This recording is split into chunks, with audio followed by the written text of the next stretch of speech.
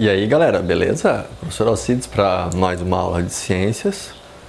E aula importante, você, ser vivo, deve conhecer como os seres vivos se locomovem e como eles se sustentam, né? E eu não estou dizendo de sustentar do fato de se alimentar, estou dizendo de se sustentar em se manter na forma com que é, ok? Então, hoje, locomoção dos seres vivos, capítulo 18 do material de vocês.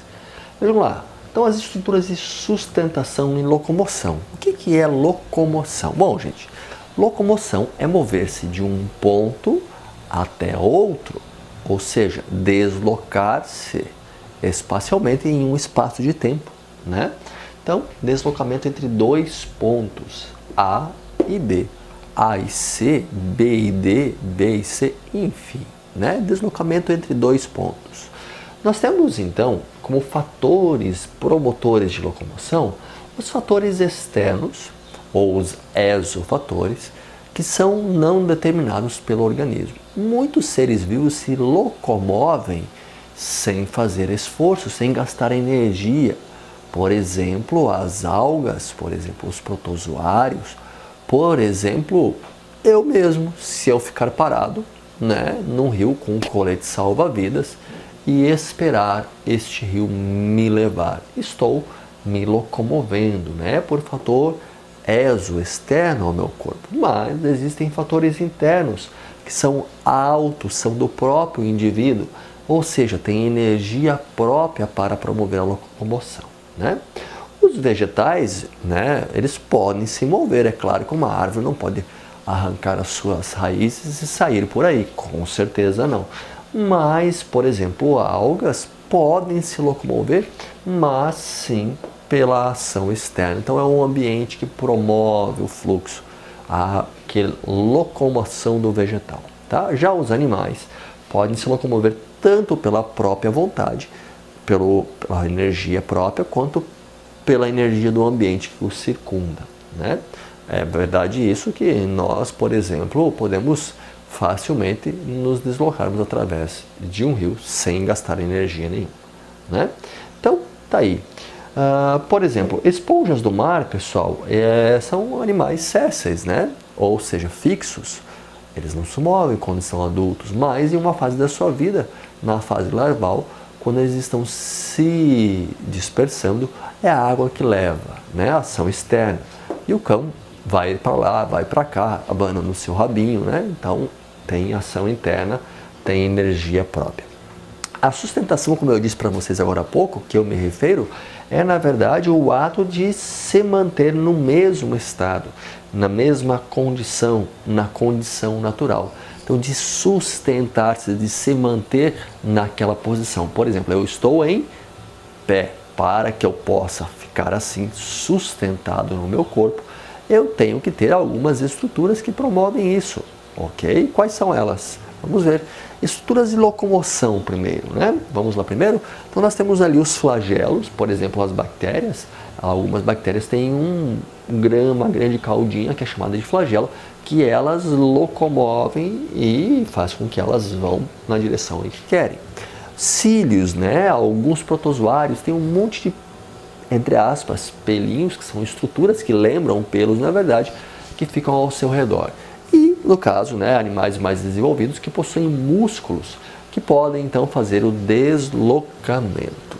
Já, pessoal, as estruturas de sustentação que fazem o corpo permanecer naquela condição são, por exemplo, exoesqueleto, que é um tipo de esqueleto externo ao corpo do animal, não como o nosso, que é interno, né? Por exemplo, os insetos têm um esqueleto externo que eles trocam com frequência, chamado de exoesqueleto. Nós veremos melhor isso na próxima aula.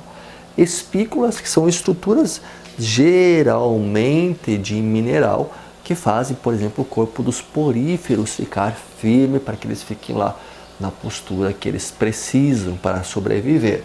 E a espongina, que já é uma proteína, né? Uma proteína dos poríferos que faz com que, junto com as espículas, eles possam ficar lá. Então, olha só, Exoesqueleto, aqui nós temos quitina, né? Nós temos quitina, que é uma proteína. As espículas já são minerais, tá? Minerais. E aqui nós temos então a espongina, que também é uma proteína, tá? Nossos ossos, por exemplo, os nossos ossos também são constituídos de cálcio, que é um mineral, né? Um mineral. Então, se vocês notarem bem, a estrutura de sustentação, na verdade, ela geralmente ou é uma proteína rígida ou é um tipo de mineral que o animal usa para constituir essa estrutura, tá? Os vegetais, por sua vez, eles também têm uma estrutura de sustentação que não tem relação com aquelas existentes nos animais, mas sim está ao redor de cada uma das suas células, que é a parede celular. Ela é rígida, dura, e é isso que faz uma árvore, por exemplo, permanecer em pé, um vegetal permanecer em pé. Observe que um vegetal pequeno, ainda juvenil, né, digamos assim, recém-formado, ele é bem flexível, porque ele não tem tanta parede celular. Mas quanto mais velho ele é, mais rígido ele tende a ficar. E então, claro, a sua parede celular ela é mais estruturada. Bom, gente, quanto à organização do esqueleto dos animais, nós temos duas divisões, grandes divisões de água, digamos assim, entre a classificação dos animais relacionada à presença ou não do seu esqueleto. Os animais, então, eles são considerados de invertebrados quando eles não possuem vértebras, tá? Vértebras. Esses animais que não possuem vértebras, então, serão chamados de invertebrados. É a grande maioria, E já os vertebrados, eles são animais que possuem, então, vértebras, tá? As vértebras estão presentes nesses animais e elas são ossos, né?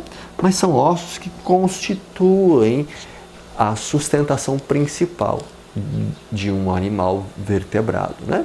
Se eu não tivesse vértebras, todos os meus ossos da parte superior cairiam e, por consequências, os da perna também, né? Então, principais ossos, né, dos animais vertebrados. Além disso, nós temos também, além dessas estruturas de sustentação e de locomoção que estão nos animais vertebrados, nós temos lá os tendões, que são estruturas super importantes, os ligamentos e os ossos, além dos músculos também, claro, já falei, né? Pessoal, então para a aula não ficar muito grande hoje, uma introdução apenas, né? Onde nós vimos aí o que é locomoção, o que é sustentação, quais são os fatores de locomoção que são promovidos, como é que são organizados aí, né, as estruturas de locomoção de animais e vegetais e quais são as estruturas, principalmente dos vertebrados, relacionadas à locomoção e sustentação, que nós veremos em detalhe aí logo na nossa próxima aula. Beleza, gente? Então daqui a pouquinho estamos aí para a nossa conversa, façam a tarefa, voltamos aí no chat daqui a pouco para tirarmos dúvida e logo na sequência, próxima aula, daremos continuidade neste conteúdo aqui. Grande abraço e até mais.